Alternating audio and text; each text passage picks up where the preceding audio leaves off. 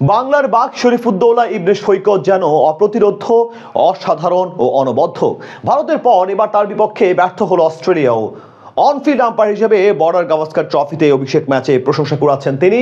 অজিদের বিপক্ষে দিলেন অসাধারণ একটা সিদ্ধান্ত। রিভিউ কিংবা থার্ড আম্পায়ার, কারো কাছে হার মানতে হয়নি তাকে।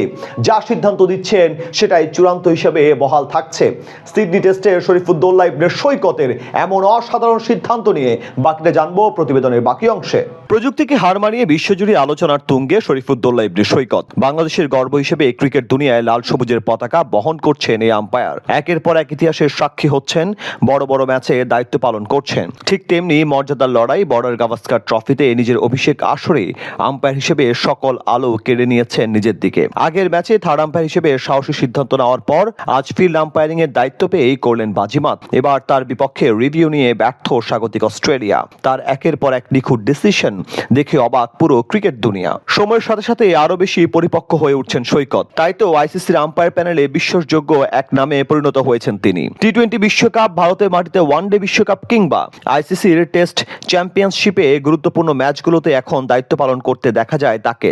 বলা চলে বর্তমানে বিশ্বে সম্মুখ সারির যে কজন আম্পায়ার আছে তাদের মধ্যে পরিচিত মুখ শরীফুদ্দৌলা ইবনে সৈকতের। সেখান থেকে প্রথমবারের মতো সুযোগ পান বর্ডার গাভাস্কার ট্রফিতে দায়িত্ব পালন করার। সেখানে করলেন বাজিমাত। আজ অনফিল্ড আম্পায়ার হিসেবে দায়িত্ব গ্রহণ করে অসাধারণ একটা সিদ্ধান্ত দিলেন। এদিন সিডনি স্টেডিয়ামে টস জিতে আগে ব্যাট করার সিদ্ধান্ত নিয়ে প্রথম থেকে বিপাকে পড়ে সফরকারী ভারত। মাত্র 11 রানে বিদায় নেন ওপেনার লোকেশ রাহুল।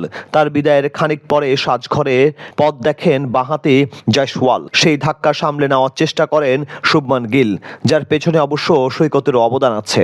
12তম ওভারের পঞ্চম বলে স্কট বোলার্ডের গুড লেন্থের পিচ করা ডেলিভারি আঘাত হানে শুভমান গিলের প্যাডে।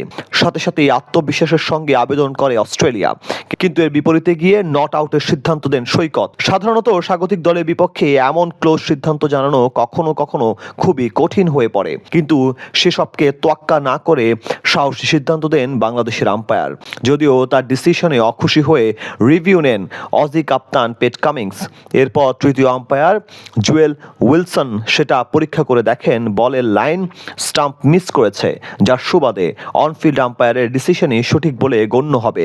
সৈকতের এমন সাহসী সিদ্ধান্ত দেখে অবাক মাঠের দর্শকরাও। এটাই প্রমাণ করে একজন শরীফুদ্দৌলা ইবনে সৈকত কতটা যোগ্যতা সম্পন্ন। এর আগে মেলবোর্ন টেস্টে থার্ড আম্পায়ারিং এর দায়িত্ব পালন করে জয়সওয়ালের বিপক্ষে দুর্দান্ত সিদ্ধান্ত জানিয়ে প্রশংসায় ভাসেন তিনি।